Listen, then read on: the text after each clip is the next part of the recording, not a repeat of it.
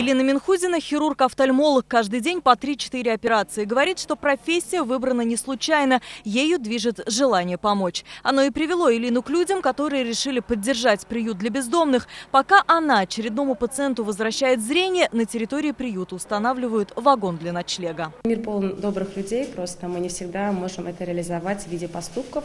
Поэтому, собравшись с группой инициативных людей, мы решили подарить место для проживания в виде бытовки. В этой группе 13 человек. Строители, бизнесмены, врачи, юристы. В своем плотном графике каждый находит время для добра. В этот раз они собрали 100 тысяч рублей. Я познакомил своих друзей с данным, проектом «Приют», где мы вместе совместными усилиями собрали денежные средства на бытовку, где уже завтра там смогут ночевать и жить люди. Пока в приюте 2 бытовки, мужская и женская, в каждой по 8 кроватей и даже телевизор. Камиль Юсупов здесь с самого основания, в мужской половине, за главного. В бане ходим каждую неделю, кормит хоть 4 раза, хоть 5 раз.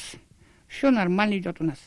Давайте, у меня все готово. Рабочий день повара Гульшат начинается в 3 утра. Готовит как минимум 150 порций. Здесь можно не только получить горячую еду, но и по мере необходимости пополнить свой гардероб. Говорят, что особым спросом пользуется детская одежда. Она никогда не залеживается, вне зависимости от сезона. Пьяных сюда не пускают. На территории 8 камер видеонаблюдения. И все посетители благодарны тем, кто дарит им условия для жизни. Алия Хайрудинова, Данил Филатов, ТНВ, Казань.